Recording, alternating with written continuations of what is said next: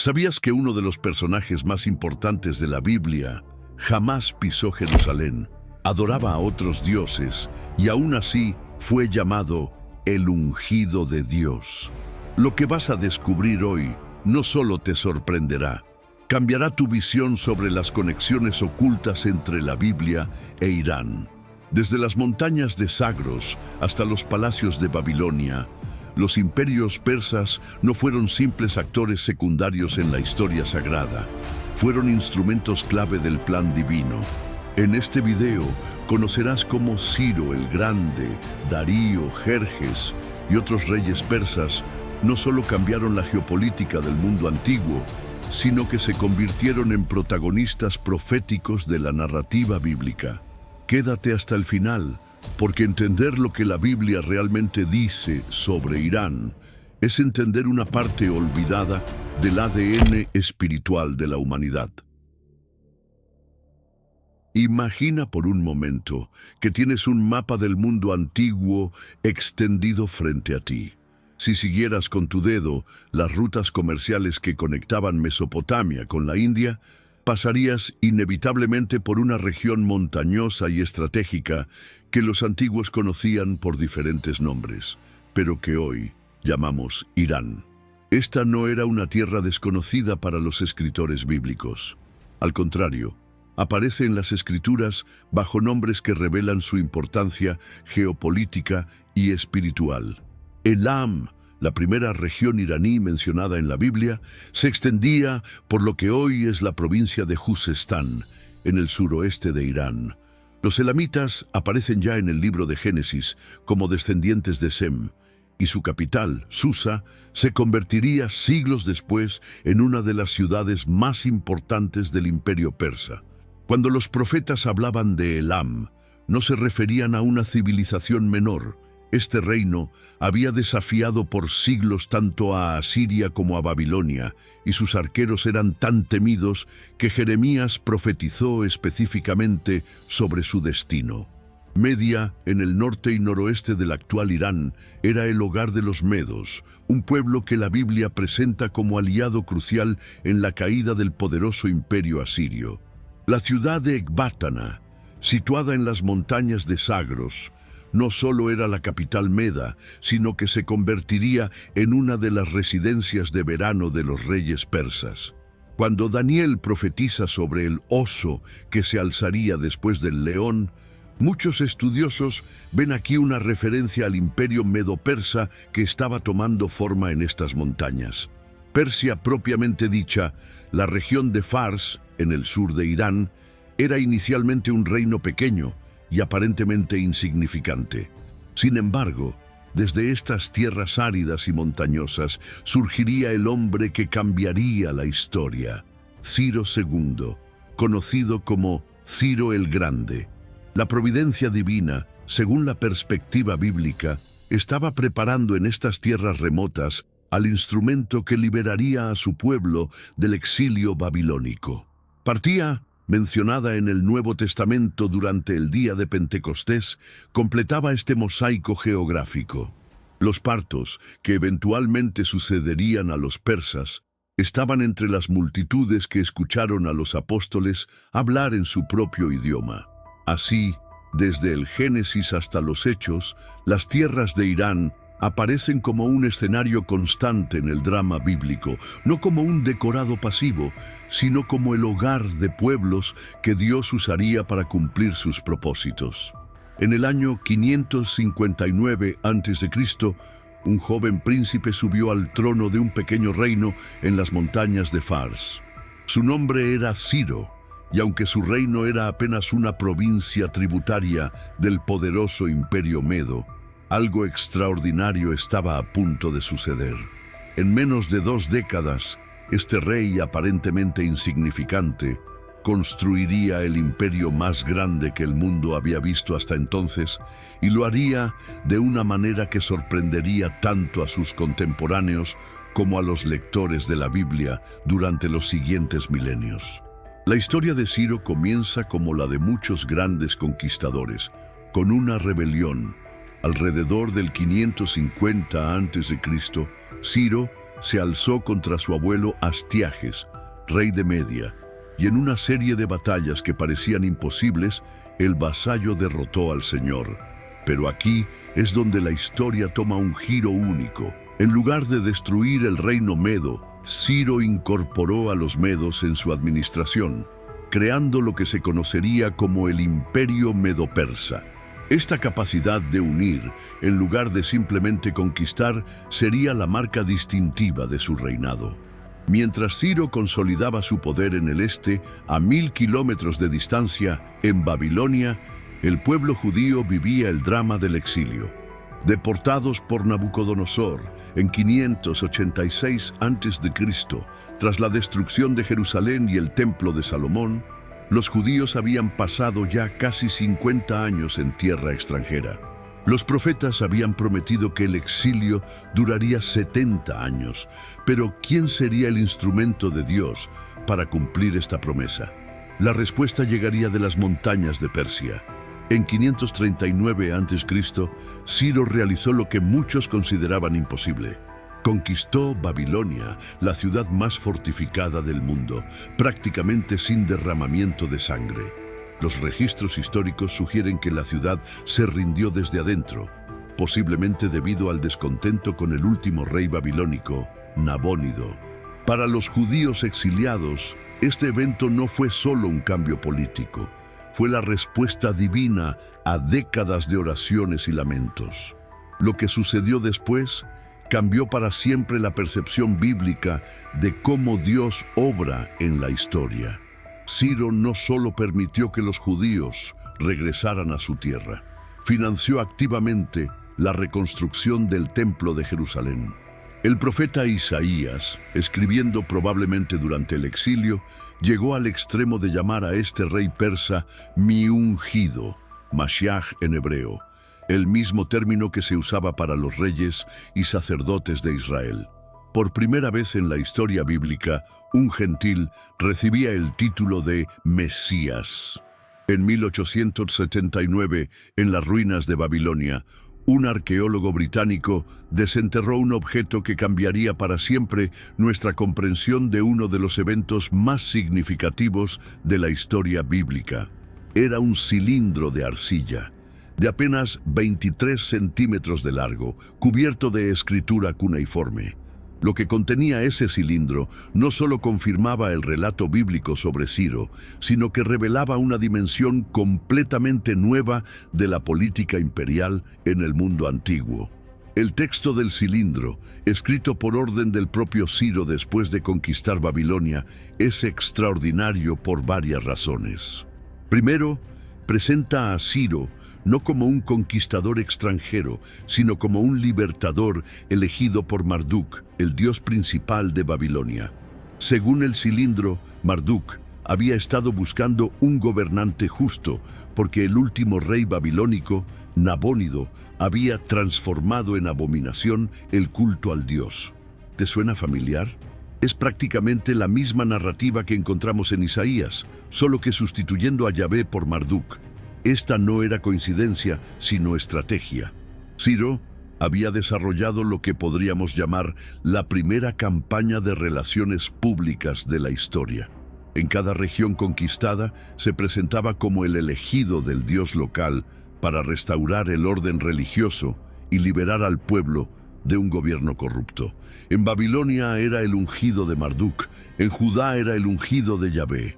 Esta flexibilidad teológica no era cinismo, sino genio político. Reconocía que la legitimidad en el mundo antiguo venía de los dioses, y cada pueblo tenía derecho a su propio dios. El cilindro también describe específicamente la política de restauración que Ciro implementó. Devolví las ciudades sagradas del otro lado del Tigre, cuyos santuarios habían estado en ruinas durante mucho tiempo, las imágenes que solían habitar en ellos, y establecí para ellos santuarios permanentes. También reuní a todos sus antiguos habitantes y los devolví a sus hogares. Esta declaración, grabada en arcilla hace 2500 años, es la confirmación arqueológica directa del decreto que permitió a los judíos regresar a Jerusalén. Pero quizás lo más fascinante del cilindro es lo que revela sobre la mentalidad religiosa del mundo antiguo. Para Ciro, los dioses no eran mutuamente excluyentes. Marduk podía ungirlo en Babilonia y Yahvé en Judá sin contradicción. Esta visión inclusiva, aunque motivada políticamente, creó un espacio único en la historia donde diferentes tradiciones religiosas pudieron coexistir y hasta colaborar.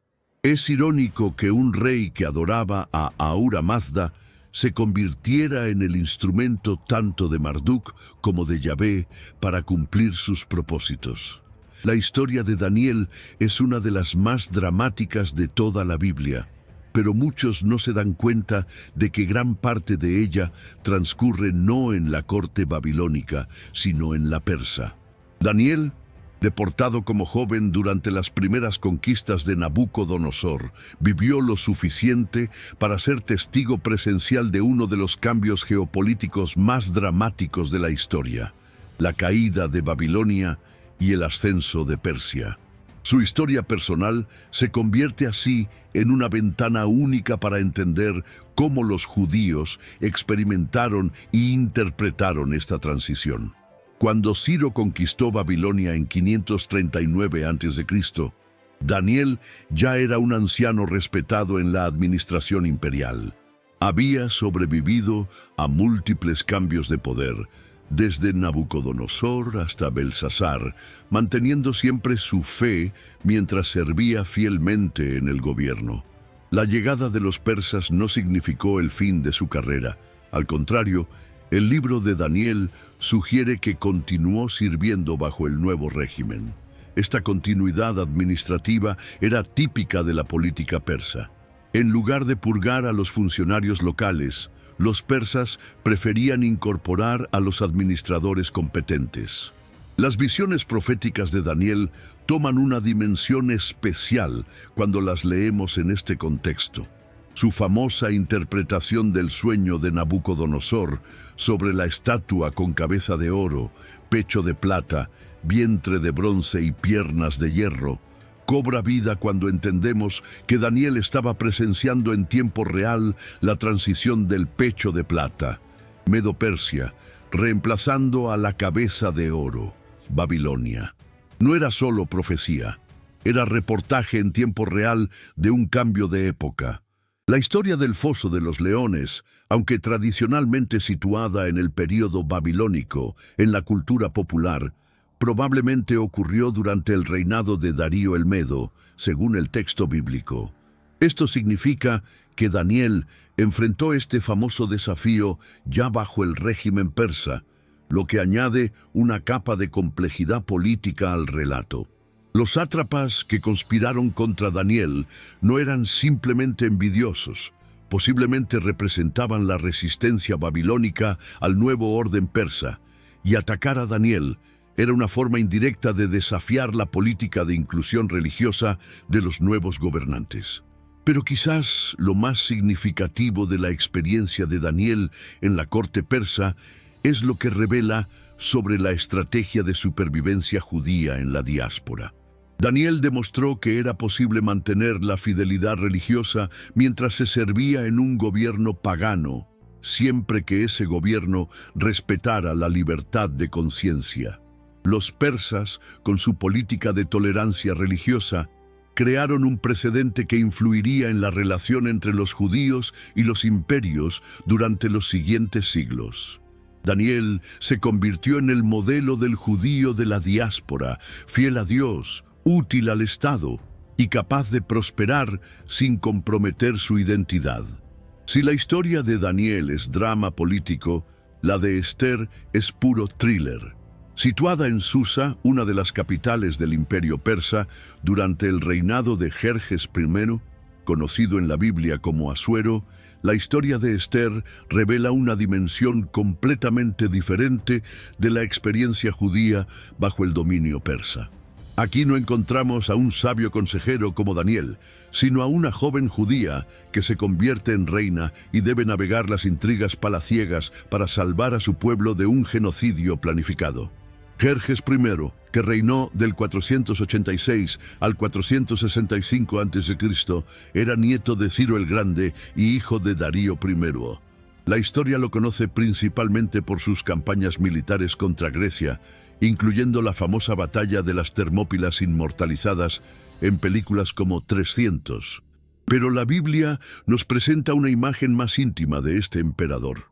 Un hombre capaz de grandes gestos románticos y terribles arrebatos de ira, que gobernaba un imperio que se extendía desde la India hasta Etiopía, sobre 127 provincias. El contexto del libro de Esther es fundamental para entender su mensaje. Estamos en el siglo V a.C., décadas después del decreto de Ciro que permitió el retorno a Jerusalén. Sin embargo, no todos los judíos regresaron. Muchos, como la familia de Esther, habían establecido sus vidas en el imperio persa y formaban prósperas comunidades en la diáspora. Esther representa a estos judíos asimilados, que habían adoptado nombres persas. Su nombre hebreo era Hadassah, pero mantenían secretamente su identidad religiosa. La figura de Amán, el agagita, introduce un elemento de continuidad histórica fascinante.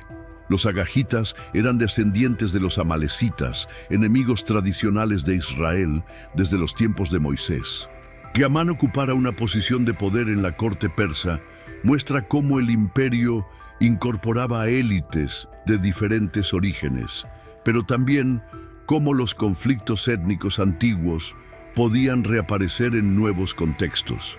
La historia de Esther se convierte así en una batalla entre dos memorias históricas: la amalecita, que buscaba la destrucción de Israel, y la judía, que confiaba en la protección divina. La resolución del conflicto revela aspectos cruciales de la administración persa. Cuando Esther revela el complot de Amán, Jerjes no simplemente revoca el decreto de exterminio, las leyes persas eran irrevocables, sino que emite un nuevo decreto permitiendo a los judíos defenderse.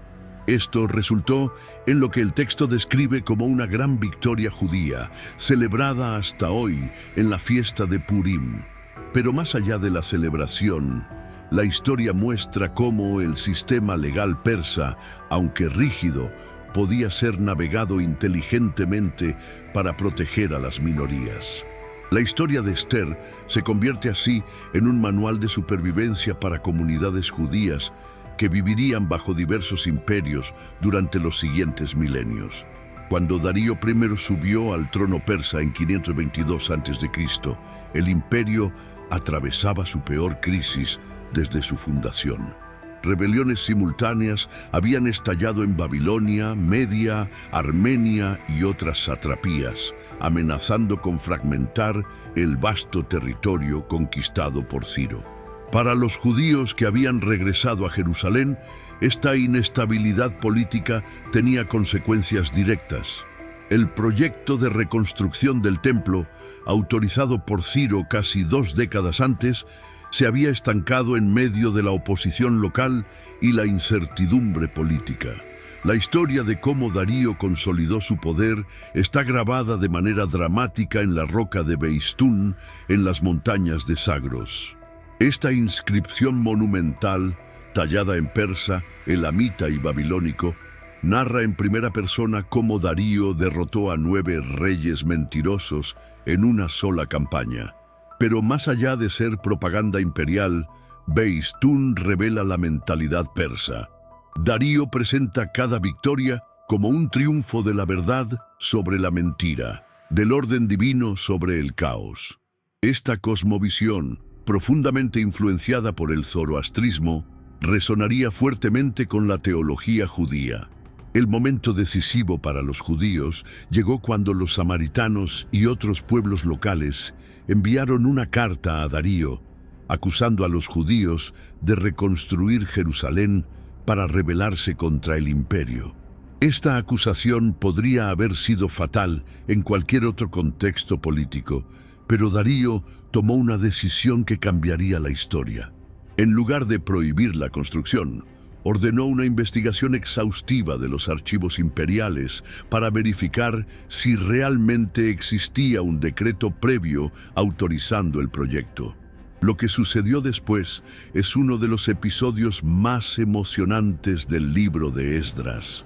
Los escribas persas encontraron en Ecbátana, la antigua capital meda, un rollo que contenía el decreto original de Ciro, no solo autorizando la reconstrucción del templo, sino especificando incluso las dimensiones exactas y los materiales a utilizar.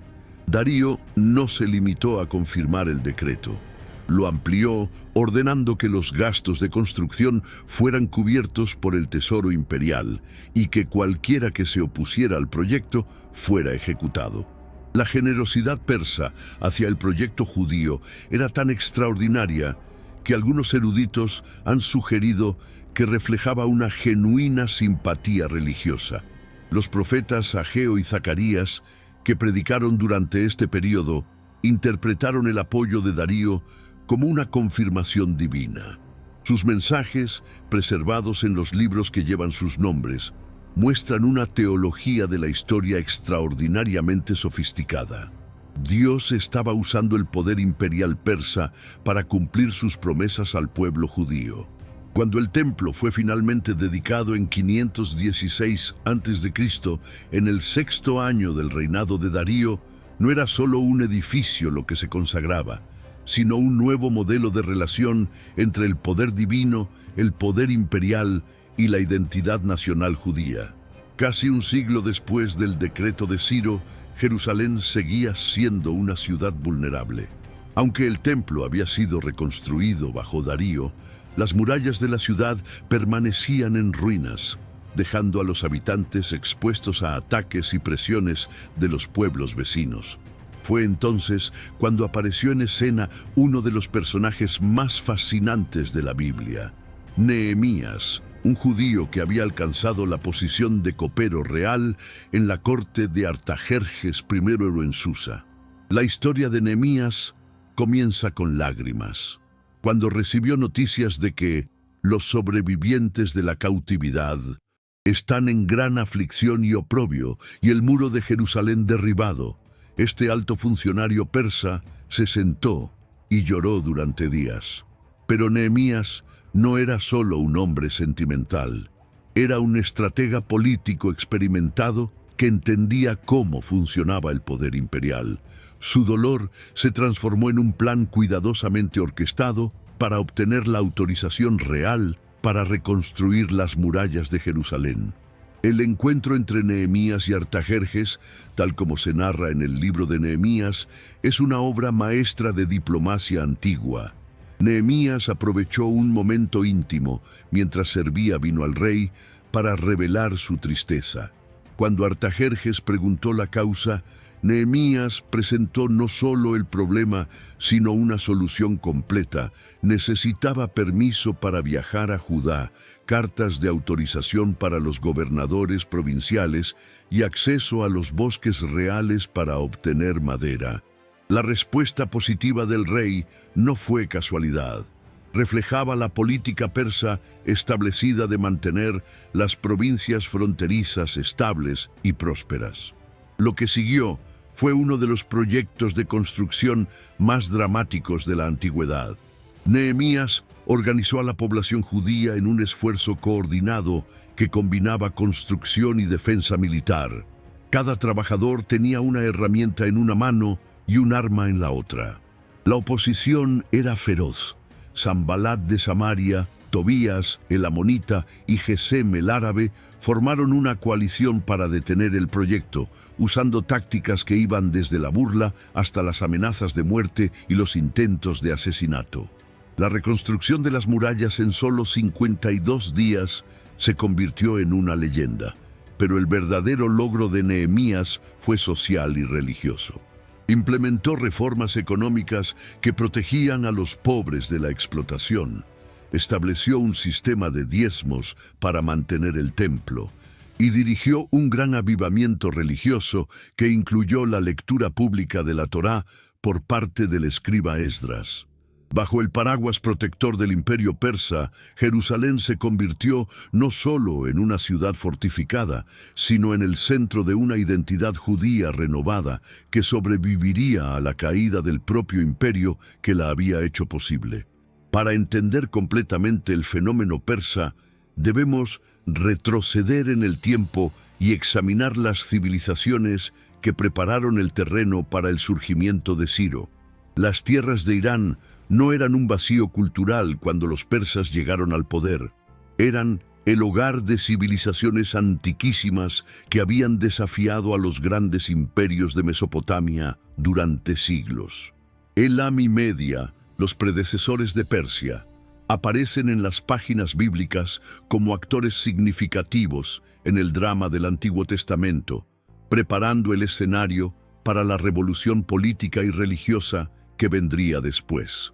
Elam, cuya capital Susa se convertiría después en una de las capitales persas, tenía una historia que se remontaba al tercer milenio antes de Cristo. Los elamitas aparecen por primera vez en la Biblia en una lista aparentemente mundana en Génesis 10, pero su importancia se revela gradualmente a lo largo de las Escrituras. Durante el período de los patriarcas, 4 reyes elamitas, liderados por Kedorlaomer, emprendieron una campaña militar que los llevó hasta el Mar Muerto, donde capturaron a Lot, el sobrino de Abraham. Esta antigua campaña militar, narrada en Génesis 14, muestra que ya en el segundo milenio antes de Cristo, Elam tenía la capacidad de proyectar poder a grandes distancias. Pero fue durante los siglos 8 y 7 antes de Cristo cuando Elam se convirtió en un jugador verdaderamente significativo en la política internacional. Mientras Asiria dominaba Mesopotamia con puño de hierro, Elam se convirtió en el refugio natural de todos los que buscaban resistir al poder asirio. Babilonios rebeldes, tribus árabes e incluso algunos reyes judíos buscaron el apoyo elamita contra Asiria. Esta alianza anti-asiria explica por qué los profetas bíblicos prestaron tanta atención a Elam. Su destino estaba íntimamente conectado con el destino de Judá. Media representaba un fenómeno completamente diferente. Los medos eran un pueblo indoeuropeo relacionado lingüísticamente con los persas, que había establecido un poderoso reino en las montañas de Zagros. Su capital, Ecbátana, era famosa en todo el mundo antiguo por su riqueza y sus fortificaciones concéntricas. Pero lo más importante para la historia bíblica es que Media se convirtió en el socio junior en la alianza que finalmente destruyó al imperio asirio. La caída de Nínive en 612 a.C., profetizada por Nahum con terrible precisión, fue el resultado de una coalición entre Babilonia y Media. Los profetas bíblicos vieron en estos eventos la mano de Dios obrando en la historia. Jeremías profetizó específicamente contra Elam. Romperé el arco de Elam, lo principal de su fortaleza. Traeré sobre Elam los 4 vientos de los 4 puntos del cielo, y los aventaré a todos estos vientos. No habrá nación a donde no lleguen los fugitivos de Elam. Esta profecía se cumplió cuando Elam fue incorporado al imperio persa, pero de manera paradójica.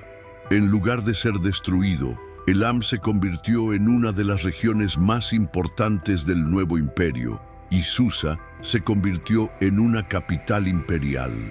La importancia de entender estos antecedentes se vuelve clara cuando consideramos que Ciro no creó su imperio de la nada. Heredó las tradiciones administrativas elamitas, la experiencia militar meda y las redes comerciales que habían sido desarrolladas durante siglos. Cuando Ciro se presentó como el ungido de Yahvé, no era solo un conquistador extranjero hablando, era el heredero de civilizaciones que habían interactuado con el pueblo judío durante más de un milenio. Si tuvieras que elegir una palabra para describir lo que hizo único al imperio persa en el mundo antiguo, esa palabra sería tolerancia. Pero esta tolerancia no era el resultado de ideales modernos de multiculturalismo.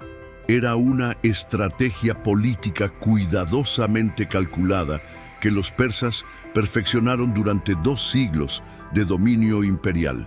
Para entender cómo funcionaba este sistema y por qué fue tan efectivo, necesitamos examinar los mecanismos específicos que los persas desarrollaron para gobernar el imperio más diverso que el mundo había visto hasta entonces. El contraste con los imperios predecesores era dramático. Los asirios habían gobernado a través del terror sistemático, deportaciones masivas, destrucción de templos y la imposición de la cultura asiria en todas las provincias. Los babilonios habían sido algo más sofisticados, pero aún dependían heavily de la deportación y la intimidación.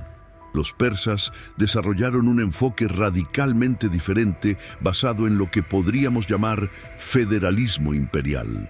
Permitir que cada región mantuviera sus tradiciones locales mientras contribuía a la estabilidad y prosperidad del imperio en su conjunto. El sistema administrativo persa se basaba en las satrapías, provincias gobernadas por sátrapas que actuaban como virreyes con considerable autonomía local. Cada sátrapa era responsable de mantener el orden, recaudar impuestos y proporcionar tropas para el ejército imperial, pero dentro de estos parámetros tenía libertad para gobernar según las costumbres locales. Esta descentralización permitía que un imperio que se extendía desde la India hasta Egipto funcionara eficientemente sin requerir una burocracia central masiva. La política religiosa persa era particularmente sofisticada.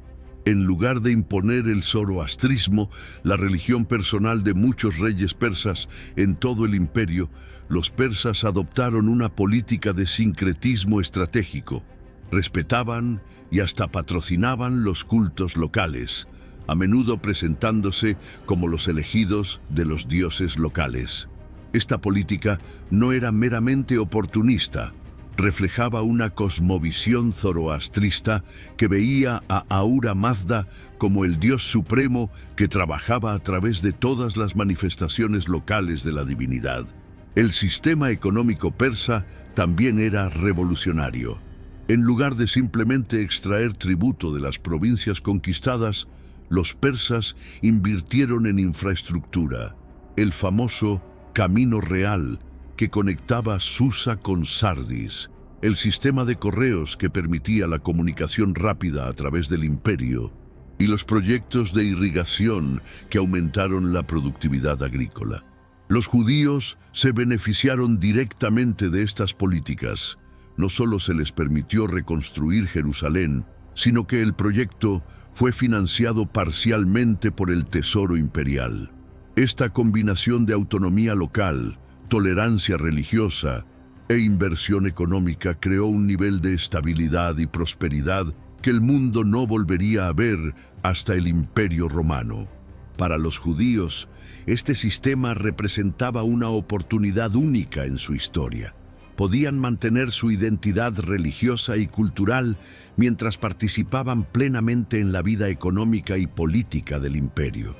El resultado fue un florecimiento de la cultura judía que produjo algunos de los textos más importantes del Antiguo Testamento y estableció las bases para la supervivencia judía en la diáspora durante los siguientes 2 milenios. Cuando los primeros exiliados judíos regresaron de Babilonia a Jerusalén en 538 a.C., trajeron consigo algo más que sus posesiones personales y sus recuerdos del exilio. Trajeron ideas, conceptos y formas de entender la realidad que habían absorbido durante décadas de vida bajo el dominio persa.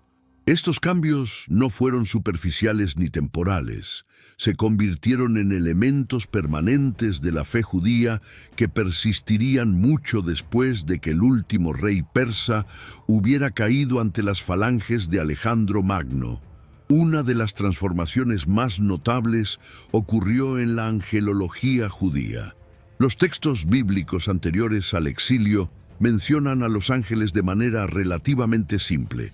Son mensajeros de Yahvé sin nombres individuales ni jerarquías complejas. Pero en los libros postexílicos, especialmente en Daniel y Zacarías, encontramos un mundo angélico extraordinariamente desarrollado. Miguel aparece como el gran príncipe que está de parte de los hijos de tu pueblo. Gabriel se convierte en el mensajero divino por excelencia, y Zacarías describe visiones llenas de ángeles con funciones específicas y nombres propios. Esta elaboración de la angelología coincide sorprendentemente con la cosmología zoroastrista, la religión de muchos reyes persas. En el zoroastrismo, Ahura Mazda gobierna a través de los Amesha-Spentas, los inmortales santos, seres divinos con nombres, personalidades y responsabilidades específicas. Aunque los judíos nunca adoptaron el politeísmo implícito en esta estructura, sí desarrollaron un sistema angelical que servía funciones similares, intermediarios entre el Dios trascendente y el mundo material. Esta no era simple imitación, sino adaptación creativa de conceptos útiles dentro del marco del monoteísmo judío. La escatología, el estudio de los últimos tiempos, experimentó una transformación aún más dramática. Los textos preexílicos habían hablado vagamente de un día de Yahvé, cuando Dios juzgaría a las naciones, pero los conceptos de resurrección individual, juicio final universal y recompensas post-mortem apenas aparecían. En los textos post-exílicos, especialmente en Daniel, estas ideas se vuelven centrales. El libro de Daniel declara explícitamente: muchos de los que duermen en el polvo de la tierra serán despertados, unos para vida eterna y otros para vergüenza y confusión perpetua. Esta nueva escatología resonaba poderosamente con las enseñanzas zoroastristas sobre el Frashokereti, la renovación final del mundo, cuando Ahura Mazda resucitaría a todos los muertos para un juicio universal. Los justos serían recompensados con vida eterna, mientras que los malvados enfrentarían castigo eterno. Aunque los judíos nunca adoptaron la narrativa zoroastrista completa, la estructura básica de resurrección, juicio, recompensa se convirtió en fundamental para el judaísmo posterior y, eventualmente, para el cristianismo. Quizás el cambio más sutil pero significativo fue en la concepción del dualismo cósmico. El zoroastrismo presentaba la historia como una batalla cósmica entre Ahura Mazda, el dios de la luz y la verdad, y Angra Mainyu, el espíritu de la oscuridad y la mentira. Aunque el judaísmo nunca adoptó un dualismo ontológico, nunca consideró al mal como un principio independiente igual a Dios, sí desarrolló un dualismo ético más pronunciado. Los textos postexílicos hablan frecuentemente de la lucha entre luz y tinieblas, verdad y mentira, justicia e injusticia, de maneras que eran raras en la literatura preexílica. La comunidad de Qumran, que produjo los rollos del Mar Muerto, llevó estas ideas a su expresión más extrema con su Manual de Disciplina, que describe un mundo dividido entre los hijos de la luz y los hijos de las tinieblas. Esta literatura muestra cómo las ideas persas fueron procesadas, reinterpretadas e integradas en corrientes específicas del judaísmo del Segundo Templo. El resultado no fue sincretismo superficial, sino una síntesis creativa que enriqueció la tradición judía sin comprometer su monoteísmo fundamental. En 1893, arqueólogos trabajando en Nippur, una antigua ciudad mesopotámica, desenterraron algo que revolucionaría nuestra comprensión de la vida judía bajo el imperio persa. Entre miles de tablillas cuneiformes encontraron un archivo comercial que pertenecía a una familia babilónica llamada Murashú. Lo que hacía especial este archivo no era la familia propietaria, sino sus clientes. Cientos de nombres judíos aparecían en contratos de arrendamiento, documentos de impuestos y registros comerciales que databan del siglo V a.C. Por primera vez en la historia teníamos evidencia directa de cómo vivían los judíos ordinarios en el Imperio Persa. El archivo de Murashú reveló una realidad sorprendente. Los judíos no eran una minoría marginalizada en el Imperio Persa. Eran propietarios de tierras, comerciantes prósperos y participantes activos en la economía imperial. Los documentos muestran a judíos arrendando tierras reales, pagando impuestos en plata y empleando trabajadores no judíos. Nombres como Gadalyahu, Shemaryahu y Pelatyahu aparecen junto a nombres persas y babilónicos en transacciones que revelan una sociedad notablemente integrada. Estos no eran los refugiados empobrecidos que podríamos imaginar, sino una comunidad que había logrado prosperidad económica mientras mantenía su identidad religiosa. Aún más revelador fue el descubrimiento de los papiros de Elefantina en el sur de Egipto a principios del siglo XX. Esta colección de documentos arameos, que data de los siglos V y IV a.C., pertenecía a una comunidad judía que servía como guardia fronteriza para el Imperio Persa. Lo extraordinario de estos papiros es que revelan aspectos de la práctica religiosa judía que no aparecen en la Biblia. La comunidad de Elefantina tenía su propio templo, construido antes del decreto de Ciro, practicaba sacrificios y celebraba la Pascua, pero también mostraba influencias religiosas sincréticas que habrían horrorizado a los reformadores de Jerusalén. Los papiros incluyen correspondencia con las autoridades judías de Jerusalén y Samaria, mostrando que esta comunidad fronteriza mantenía conexiones con los centros principales del judaísmo. Cuando su templo fue destruido por sacerdotes egipcios hostiles, escribieron tanto a Bagoas, el gobernador persa de Judá, como al sumo sacerdote de Jerusalén, pidiendo ayuda para reconstruirlo. Estas cartas revelan la compleja red de autoridad que operaba en el Imperio Persa: autoridad imperial, autonomía religiosa local y conexiones transregionales que permitían a las comunidades judías dispersas mantenerse en contacto. Las inscripciones de Beistún, talladas en persa antiguo, elamita y babilónico en un acantilado en las montañas de Zagros, proporcionan el contexto imperial para entender estas comunidades judías. Darío I ordenó esta inscripción monumental para conmemorar sus victorias sobre los rebeldes que amenazaron el imperio al comienzo de su reinado. Pero más allá de su valor propagandístico, Beistún revela la ideología imperial persa. Darío se presenta como el elegido de Ahura Mazda para restaurar el orden y la verdad en un mundo amenazado por la mentira y el caos. La tablilla de Nabonido encontrada en Sipar proporciona evidencia crucial sobre los eventos que llevaron a la conquista persa de Babilonia.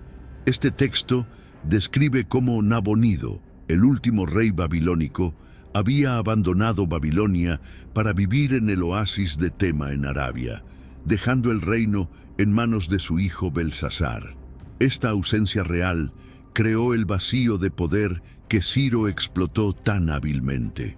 Para los judíos exiliados en Babilonia, estos eventos políticos fueron interpretados como providencia divina, pero las tablillas cuneiformes muestran las realidades políticas subyacentes.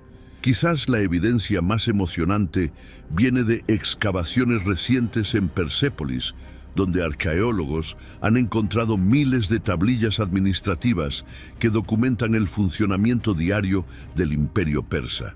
Estas tablillas del archivo de fortificación de Persépolis mencionan trabajadores judíos empleados en proyectos de construcción real, revelando que algunos judíos no solo vivían en el Imperio Persa, sino que participaban directamente en la construcción de sus monumentos más emblemáticos. Un documento menciona específicamente raciones entregadas a Yahudaya, judíos trabajando en Persépolis, conectando directamente la capital ceremonial persa con la presencia judía en el corazón del imperio. Estas evidencias arqueológicas confirman y complican la narrativa bíblica.